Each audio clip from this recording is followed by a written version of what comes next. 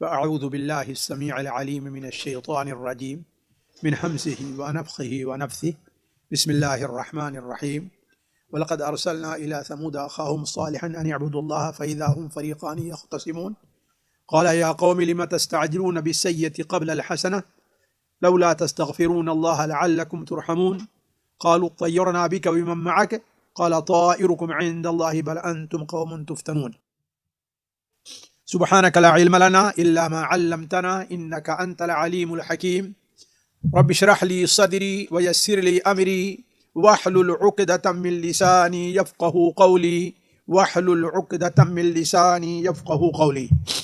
عزیز ساتھیو، جن عقیدہ و عمل کی بنیاد پر باطل قومیں نبیوں کے راستے سے بھٹکتی رہی ہیں اور یہ الزام نبیوں پر تھوپتی رہی ہیں کہ آپ ہمارے درمیان ایک نحوست لے کر کے آئے ہیں، تو یہ چیز جسے اردو میں شگون اور بدشگونی کہا جاتا ہے، یہ چیز ان کے یہاں بہت عام تھی. چنانچہ جب انبیاء علیہم الصلاۃ والسلام نے اپنی قوموں کو اللہ تبارک و تعالیٰ کی توحید اور صراط مستقیم پر آنے کی دعوت دی تو قوم کے کچھ لوگوں نے تو اس دعوت کو قبول کیا، البتہ اکثر لوگ اس سے دور رہے.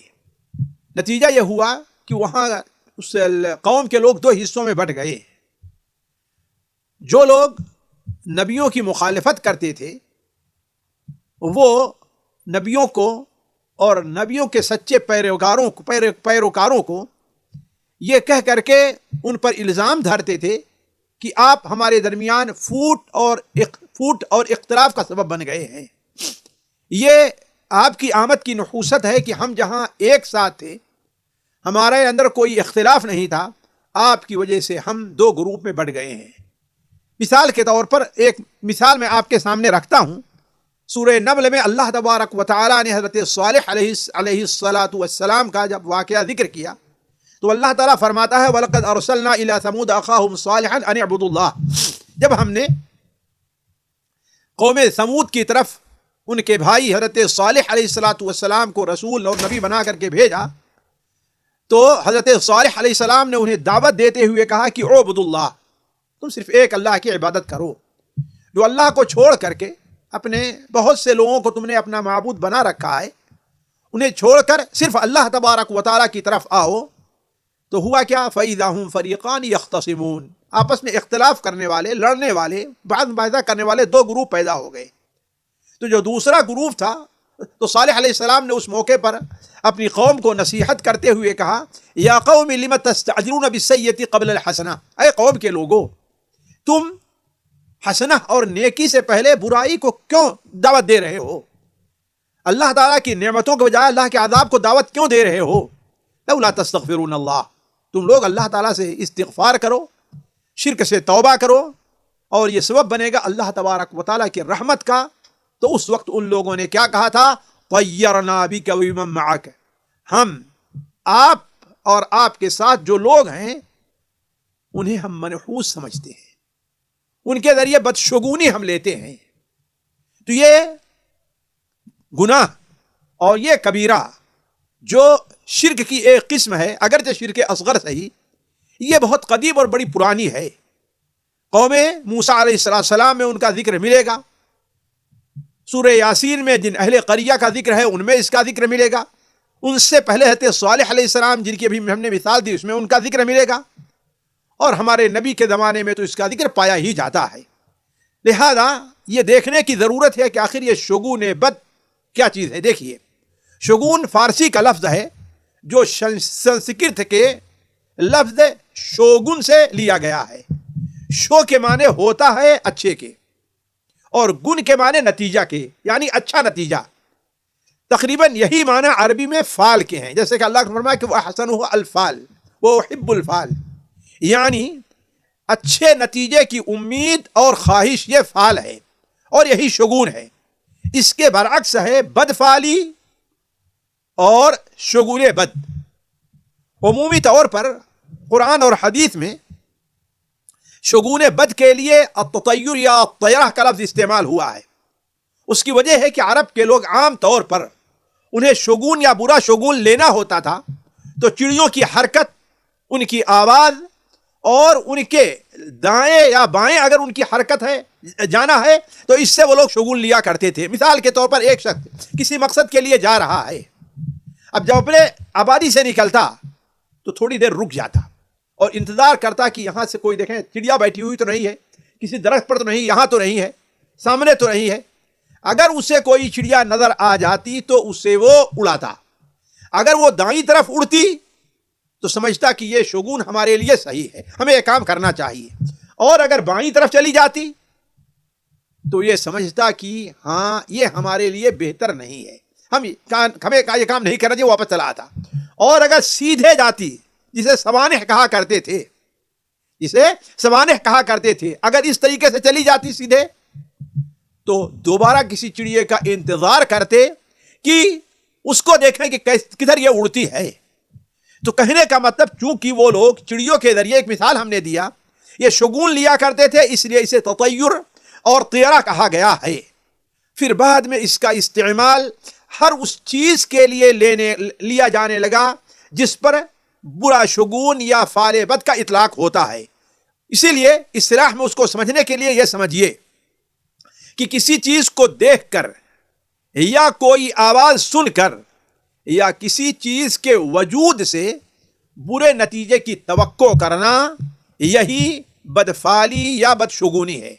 دوبارہ سنیں، کسی چیز کو دیکھ کر یا کوئی آواز سن کر یا کسی چیز کے وجود پر، اس کی وجہ سے انسان یہ سمجھے کہ یہ عمل ہمارے لیے اچھا نہیں ہے، اس کا نتیجہ اچھا نہیں ہوگا۔ کسی چیز کو دیکھ کر، جیسے چڑیا کو دیکھ کر کے یا نابینا شخص کو دیکھ کر کے کوئی آدمی یہ سمجھے کہ ہاں بھائی اب تو نابینا ہمارے سامنے آ گیا، ہم جس کام کے لیے ہمارا کام نہیں ہوگا، واپس چلا آئے۔ یا راستے سے نکلا تھا، وہاں پر بلی سامنے سے گزر گئی، یا راستے میں نکلا دیکھا دو آدمی آپس میں لڑائی کر رہے ہیں۔ یہ مثالیں میں اس لیے دے رہا ہوں کہ آج بھی ہمارے یہاں بہت سے مسلمانوں میں چیز پائی جا رہی ہے، حتیٰ کہ اگر آپ جا رہے ہیں کسی کام کے لیے اور کسی نے آپ کو کسی آواز دے دیا، کوئی ایسے لقب سے آپ کو پکار دیا، تو یہ سمجھتا ہے کہ اب میرا کام تو ہونے والا نہیں ہے۔ تو کسی چیز کو دیکھ کر، جیسے چڑیا ہے یا کوئی نابینا شخص ہے، اسے دیکھ کر کے برے انجام کا نتیجے کی امید رکھنا، یا کوئی آواز سن کر کے، جیسے الو کی آواز ہے یا کوے کی آواز ہے، یا جا رہا تھا اور اسے لگا کہ ہاں بھائی یہ آدمی کو ہے کوئی گالی دے رہا ہے، تو میں گالی سن لیا، تو اس کو سن کر کے برے نتیجے کی امید رکھنا۔ یا کسی چیز کے وجود سے، وجود کا معنی کیا ہے؟ یعنی کوئی چیز وہاں موجود ہے، جیسے کوئی مہینہ آ گیا، اب مہینے کا وجود ہے، جیسے سفر کا مہینہ ہمارے اور آپ کے ہاں لیا جاتا ہے، سفر کا مہینہ یا بدھ کا دن لیا جاتا ہے، جیسے 13 تیزی اور اس قسم کے معاملے ہیں۔ تو کسی مہینہ، کسی دن یا کوئی شخص آپ کے ہاں آ جائے تو آپ یہ سمجھیں کہ ہاں بھائی اب ہمارا یہ کام ہونے والا نہیں ہے۔ یا کہیں پر آپ گئے کسی کے ہاں، آپ کی ملاقات وہاں کسی ایسے شخص سے ہو جاتی ہے جس کا وجود آپ وہاں ناپسند کرتے ہیں، تو آپ یہ سمجھیں کہ اب تو اس منحوس کی موجودگی ہمارا کام نہیں ہوگا۔ تو یہ جو بھی چیزیں ہیں، اس کا نتیجہ کیا نکلتا ہے کہ لوگ اس سے برا نتیجہ اخذ کرتے ہیں۔ لیکن یہ سمجھنا چاہیے کہ بدشگونی لینا یہ کبیرہ گناہ، ناجائز، بلکہ شرک اصغر ہے، توحید کے منافی ہے، حتیٰ کہ اس کی بعض صورتیں شرک اکبر تک پہنچا دیں گی۔ اسی لیے نبی کریم صلی اللہ علیہ وسلم نے اپنی متعدد حدیثوں میں بڑی سختی کے ساتھ اس سے منع فرمایا ہے۔ چنانچہ سنن ابو داؤد میں، سنن ترمذی میں، سنن ابن ماجہ میں اور دیگر کتب حدیث مسند احمد وغیرہ ہے، اس میں حضرت عبداللہ بن مسعود رضی اللہ تعالیٰ عنہ کی روایت ہے کہ اللہ کے رسول صلی اللہ علیہ وسلم نے 3 بار فرمایا الطیرۃ شرک، الطیرۃ شرک، الطیرۃ شرک، بدشگونی لینا شرک ہے، بدشگونی لینا شرک ہے، بدشگونی لینا شرک ہے۔ اسی طریقے سے نبی کریم صلی اللہ علیہ وسلم نے ایک اور حدیث کے اندر آپ نے فرمایا کہ لیس منا من تطیر او تطیر له او تکہن او تکہن له او سحر او سحر له. یہ روایت حضرت عمران بن حسین رضی اللہ تعالیٰ عنہ سے طبرانی کبیر وغیرہ میں مروی ہے. علامہ البانی اسے صحیحہ میں نقل کر کے صحیح قرار دیتے ہیں کہ اللہ کے رسول نے بیان فرمایا لیس منا، وہ ہمارے طریقے پر نہیں ہے، ہمارا جو عقیدہ ہے اس عقیدے کے اوپر نہیں ہے. کون؟ من تطیر له او تطیر له، جو بدشگونی لے یا اس کے لیے بدشگونی لی گئی. یعنی مثال کے طور پر وہ جا رہا تھا، راستے میں کوئی ایسی چیز مل گئی، یا کسی کو بھیجا کہ دیکھو جاؤ وہاں پر کوئی چیز، یہ میرا ایک کام کر آؤ لیکن دیکھو راستے میں فلاں تو نہیں ہے، تو کوئی بدشگونی لے یا اس کے لیے بدشگونی لے گئی، تو اس کا کیا ہے؟ اللہ کے رسول نے بیان فرمایا کہ وہ ہمارے طریقے پر نہیں ہے. اب ہمارے طریقے پر نہ ہونا یہ گناہ کبیرہ کا بھی اہتمام رکھتا ہے. تو کہنے کا مطلب شگون لینا اور بدشگونی لینا، اسے الاسلام نے سختی سے منع کیا اور اسے شرک قرار دیا ہے. لیکن یہاں پر ایک بات واضح ہونی چاہیے کہ آخر اسے شرک کیوں کہا گیا ہے. اس کی وجہ یہ ہے کہ برا شگون لینے والا شخص ایک ایسی چیز کو جسے اللہ تبارک و تعالی نے نہ ہی اسے سعد قرار دیا نہ نحس قرار دیا ہے. آج ہمارے ہاں جنتریوں میں دیکھیں کیلنڈر کے اندر سعد اور نحس لکھا ہوا ہے. تو جس چیز کو شریعت نے سبب نہیں قرار دیا ہے کسی اچھے نتیجے کی یا برے نتیجے کی، اب اس کو کوئی انسان سبب سمجھتا ہے تو اس کا مطلب یہ ہے کہ وہ شریعت کے اندر دخل اندازی کو پسند کر رہا ہے. جبکہ اسے یہ سمجھنا چاہیے کہ ہر چیز اگر اچھی ہے تو، بری ہے تو، مصیبت ہے تو، پریشانی ہے، کوئی بھی چیز ہے یہ اللہ تبارک و تعالیٰ کی پیدا کردہ ہے. جیسا کہ نبی کریم صلی اللہ علیہ وسلم کی وہ حدیث جو مسند احمد کے اندر صحیح ابن حبان میں حضرت ابو ہریرہ رضی اللہ تعالیٰ عنہ سے مروی ہے کہ آپ صلی اللہ علیہ وسلم نے ارشاد فرمایا لا يعدي شيء شيئا ولا يعدي شيء شيئا ولا يعدي شيء شيئا. کوئی بیماری ایسی نہیں ہے جو اپنے طور پر کسی تک پہنچ جائے. یہ 3 بار آپ نے فرمایا. تو ایک دیہاتی نے کہا، عربی صحرا میں جو رہتا تھا اور اس کو اچھی طریقے سے سمجھتا تھا، اس نے کہا اے اللہ کے رسول صلی اللہ علیہ وسلم، ہم تو یہ دیکھتے ہیں کہ ایک اونٹ ہوتا ہے، اونٹ کے نتھنے میں، جبڑے میں یا اونٹ کے پیچھے ایک نخبہ یعنی ایک خارش کی جو بیماری ہے وہ رہا کرتی تھی.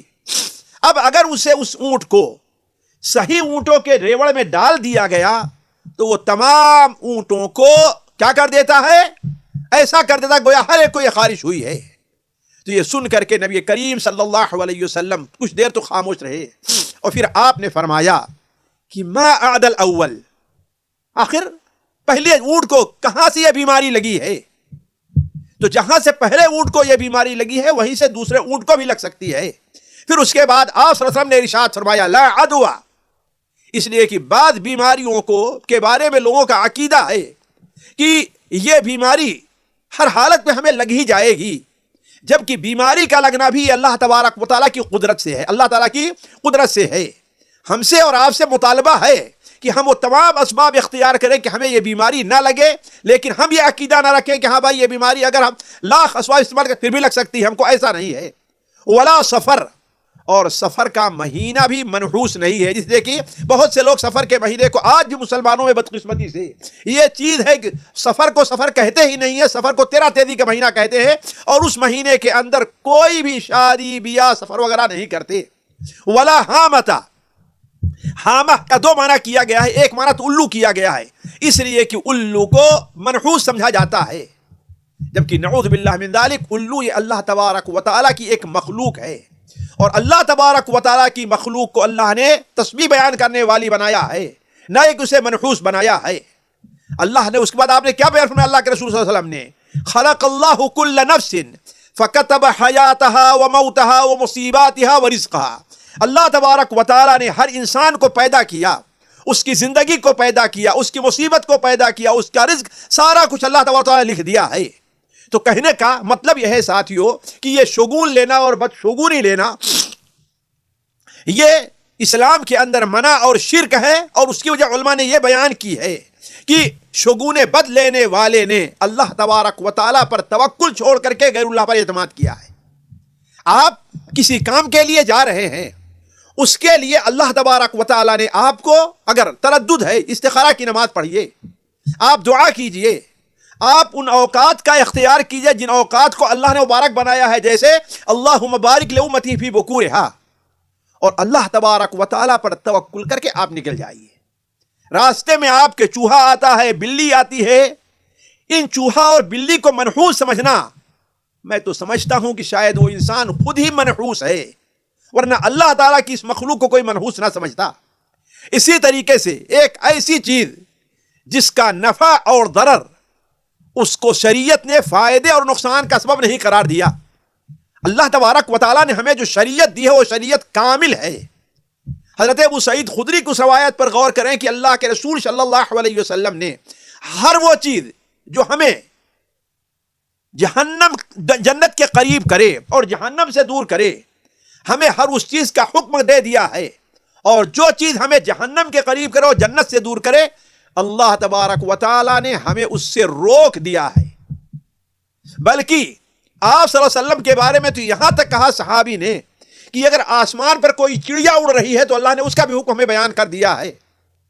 لیکن یہ ایسی چیزیں جس سے روزانہ لوگوں کو سابقہ پڑھنے والا ہے، الو ہماری زندگی کا حصہ ہے، نابینا لوگوں کا ہونا یہ ہمارے معاشرے کا ایک حصہ ہے، یہ ساری چیزیں پائی جاتی ہیں۔ چڑیا اللہ تبارک و تعالیٰ کی تسبیح بیان کرنے والی مخلوق ہے، وَإِن مِّن شَيْءٍ إِلَّا يُسَبِّحُ بِحَمْدِهِ، اور ہم اسے شرعی بغیر کسی شرعی تعلیم کے ہم اسے نفع اور ضرر کا سبب سمجھ رہے ہیں، تو اس کا مطلب یہ ہے کہ ہم اپنے عقیدے میں ہم ایک شرک کے مرتکب ہو رہے ہیں۔ کیوں؟ ایسی چیز جس کا نفع اور ضرر شریعت نے ہم اس کو نفع اور ضرر قرار دے رہے ہیں۔ اسی طریقے سے اگر انسان یہ وہم اپنے اندر پیدا کر لیتا ہے کہ مثال کے طور پر صبح صبح ہمارے یہاں اگر کوئی شخص آیا ہماری دکان پر اور ہم سے کوئی ایسی چیز ادھار مانگ لیا، تو ہم اس سے شگون لیتے ہیں اور کہتے ہیں کہ اب تو ہمارا دن بھر ایسا گزرے گا کہ ہمارے پاس لوگ ادھاری لینے والے آئیں گے۔ یہ چیز بالکل عام ہے لوگوں میں۔ جبکہ انسان اگر سوچے، اگر کوئی آدمی آپ کے پاس پہلا وہ شخص آیا ہے جو آپ سے ادھار لے رہا ہے اور آپ اسے ادھار دے رہے ہیں، تو آپ کے لیے برکت کا سبب ہے۔ کیوں؟ اس لیے کہ جو آدمی کسی کو قرض دیتا ہے اسے ایک بار صدقہ نہیں بلکہ بسا اوقات 10 صدقہ کا ثواب مل سکتا ہے۔ تو ایک ایسی چیز جسے شریعت برکت والی قرار دے رہی ہے اور آپ اسے منحوس قرار دے رہے ہیں، تو ایک ایسی چیز جو ہمارا ذہن ایسی چیز پر اٹک رہا ہے، ایسی چیز پر ہمارا ذہن جڑا ہوا ہے جس کی کوئی حقیقت نہیں ہے۔ یہاں پر ایک بات اور میں کرتے کرتے چل دوں آپ لوگوں سے کہ دیکھیے، شگون بد جو لوگ لیتے ہیں ان کی 2 صورتیں عام طور پر ہوتی ہے کہ جن چیزوں کو دیکھ یا سن کر کے بدشگونی لی جاتی ہے، اس سے دیکھ یا سن کر کے جو کام کرنا چاہتا ہے اس سے رک جائے اگر، تو یہ بہت ہی خطرناک ہے۔ اور اگر اس کے ہمیشہ انسان اسے اپنی بنیاد بنا لے، اپنے کاموں کے کرنے یا نہ کرنے کے ہی معیار رکھ لے، تو خطرہ ہے کہ یہ چیز شرک اصغر ہے بلکہ شرک اکبر میں داخل ہو جائے گی۔ کیوں؟ اللہ تبارک و تعالیٰ کی ربوبیت میں گویا انسان شرک کر رہا ہے۔ اسی طریقے سے انسان اس کام سے رکے تو نہ، البتہ اس کا دل پریشان رہے، دماغ الجھن کا شکار رہے، اور یہ سوچتا رہے کہ کہیں ایسا نہ ہو کہ میرا کام بگڑ جائے۔ تو یہ چیز کیا ہے؟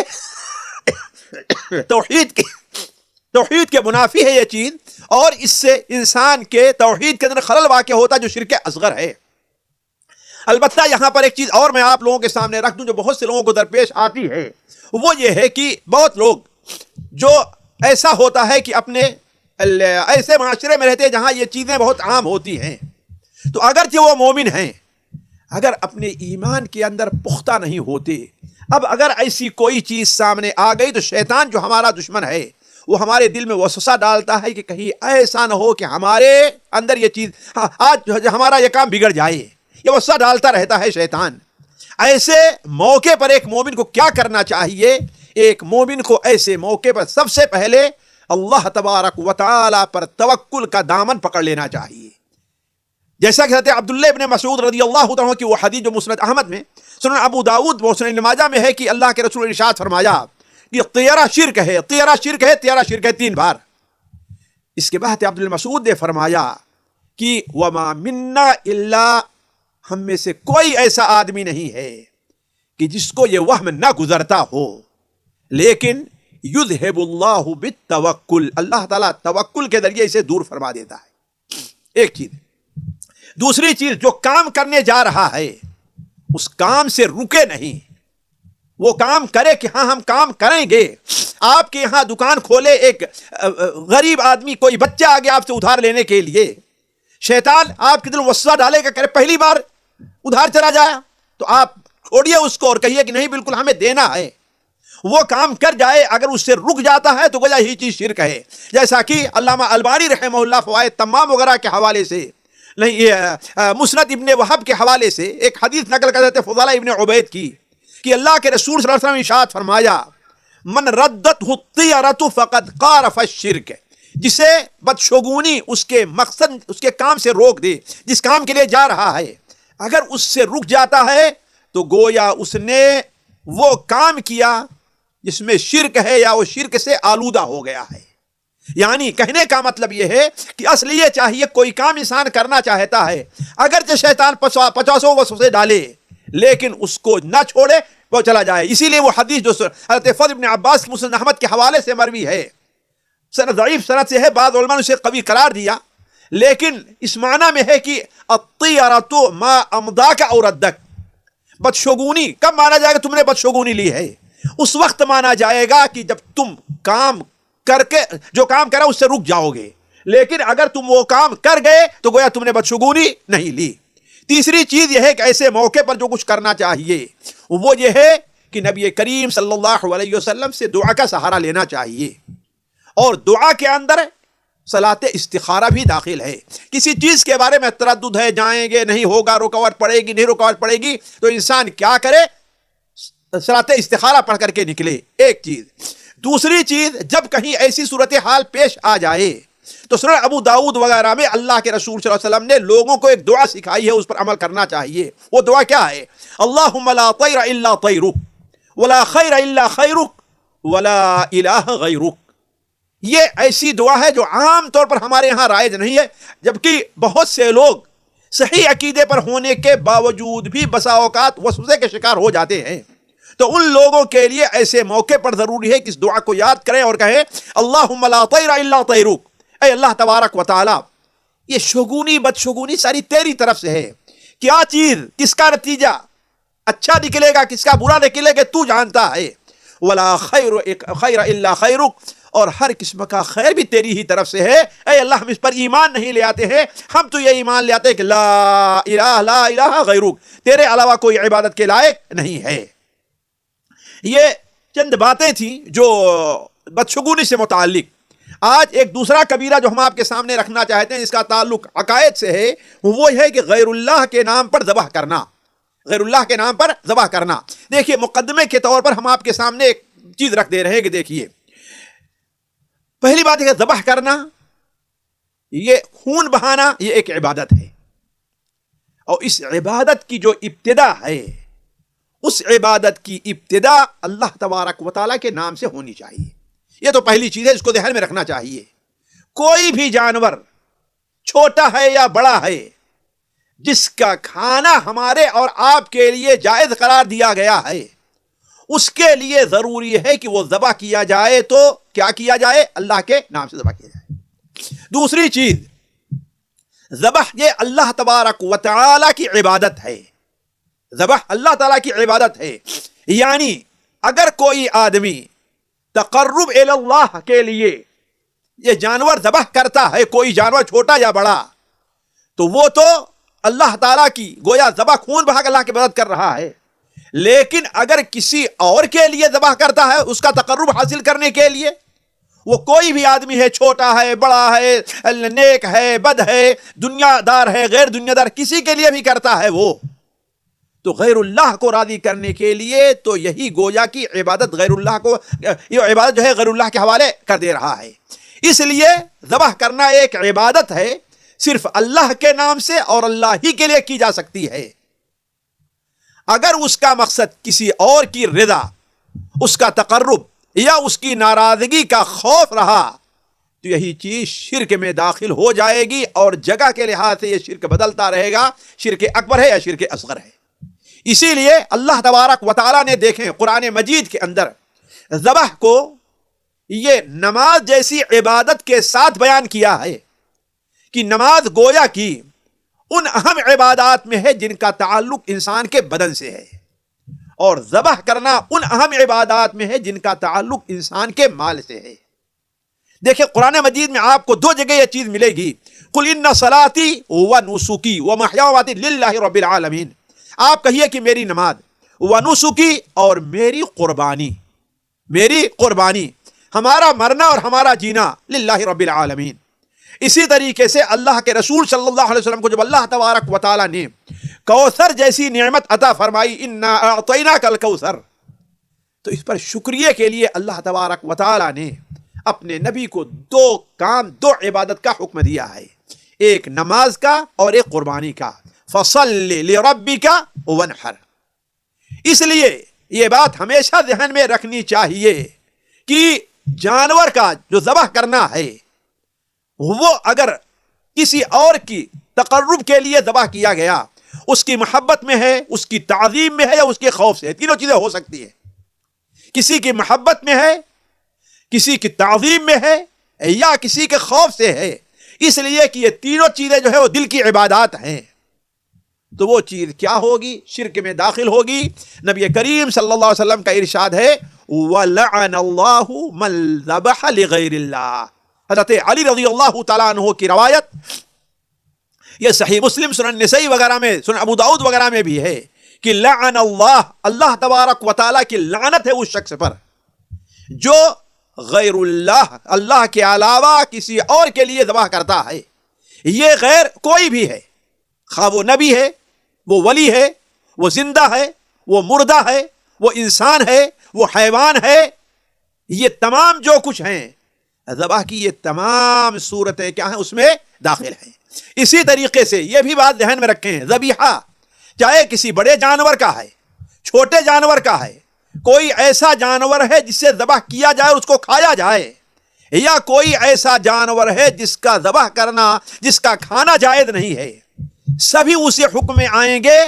اور ایسا کرنے والا یعنی ایسا ذبیحہ کرنے والا وہ انسان اگرچہ اللہ کے نام ہی لے کر ذبح کرتا ہے، پھر بھی کیا ہے؟ وہ شرک کا مرتکب ہو رہا ہے۔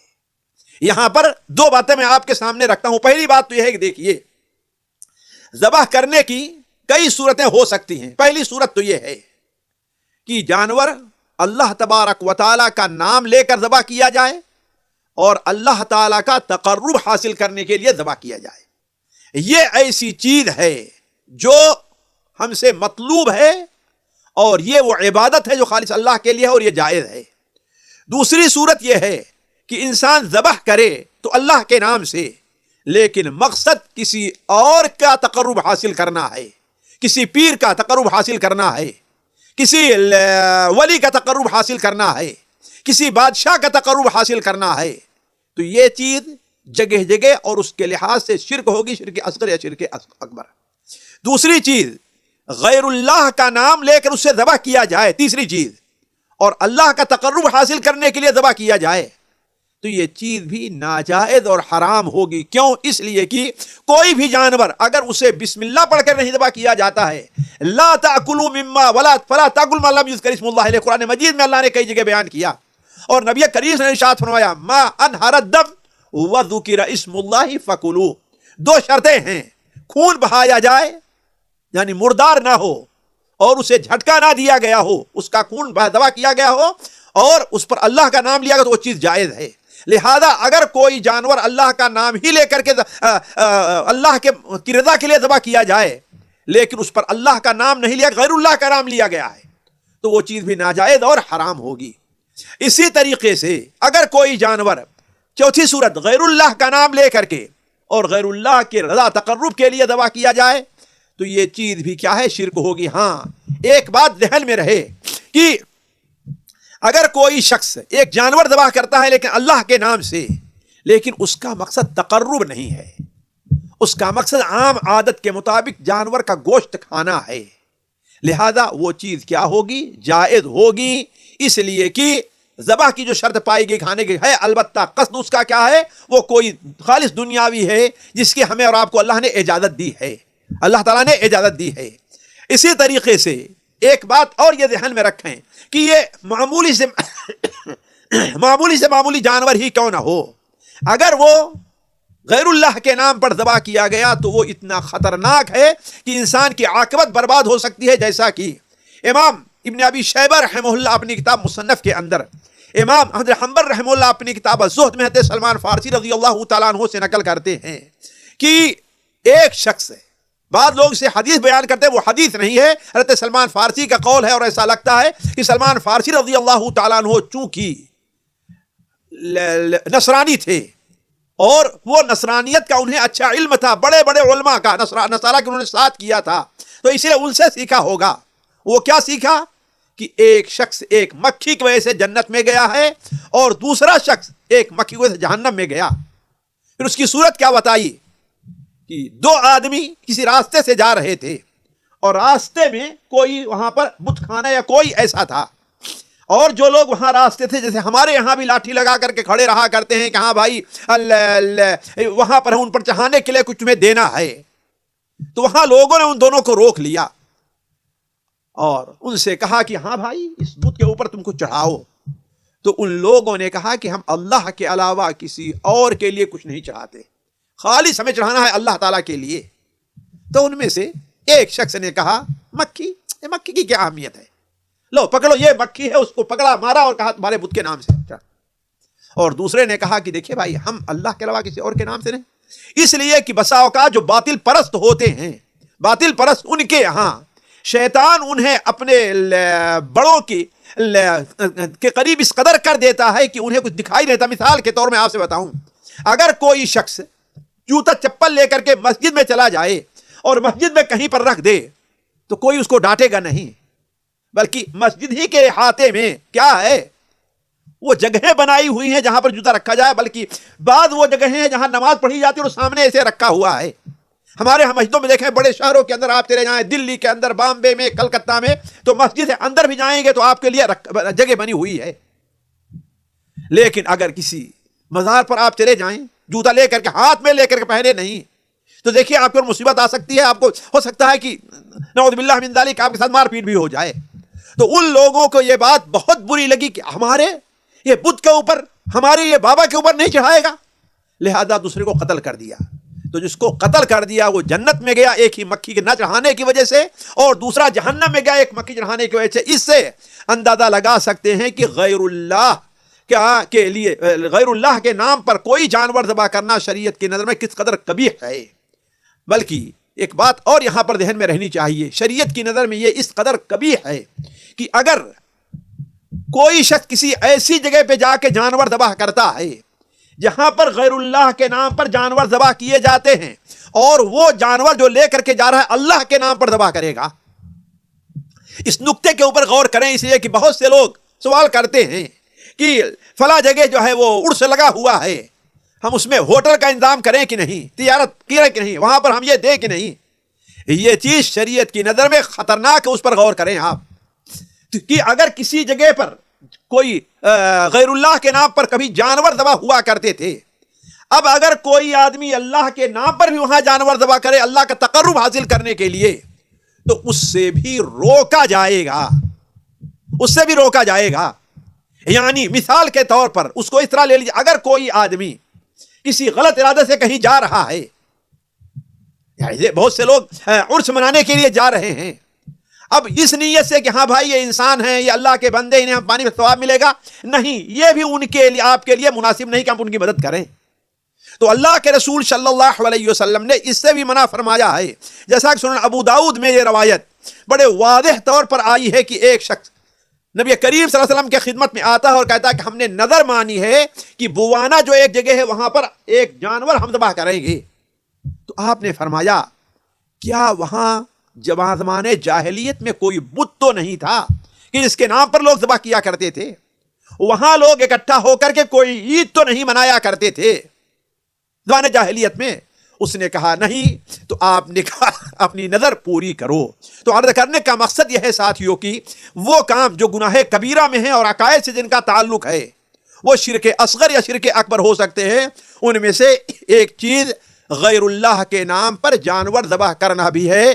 اللہ تبارک و تعالیٰ سے دعا ہے کہ اللہ تعالیٰ ہمیں آپ کو ہر قسم کے چھوٹے بڑے شرک سے محفوظ رکھے. اللہ تعالیٰ ہمارے اور آپ کے عقیدے کی اصلاح فرمائے. والسلام علیکم ورحمۃ اللہ وبرکاتہ. سامعین اکرام، ہمارے علمی اور عوامی دروس اور سوال و جواب کی مجلسوں سے آپ خود بھی مستفید ہوں اور اپنے دوست و احباب کے ساتھ بھی شیئر کریں. عین ممکن ہے کہ آپ کے شیئر سے کسی کی اصلاح اور آپ کے لیے صدقہ جاریہ بن جائے. واٹس ایپ پر اسلامک میسج حاصل کرنے کے لیے نمبر نوٹ فرمائیں: یعقوب عزیز 00966 5089 59707. واٹس ایپ سوال و جواب گروپ میں ایڈ ہونے کے لیے نمبر نوٹ فرمائیں: عبدالسلام عمری 00966 5026 27622. نمبر بھیجتے ہوئے نام اور پتہ ضرور لکھیں. اسی طرح ہمارے یوٹیوب چینل اسلامی دعویٰ کو ضرور سبسکرائب کریں تاکہ ہماری ہر نئی اور اہم ویڈیو کی اطلاع آپ کو فوری حاصل ہو جائے. تمام دروس، مقالات اور سوال و جواب سیریز کے لیے ہماری مشہور ویب سائٹ www.islamidawah.com کا مشاہدہ کرتے رہیں. السلام علیکم ورحمۃ اللہ وبرکاتہ.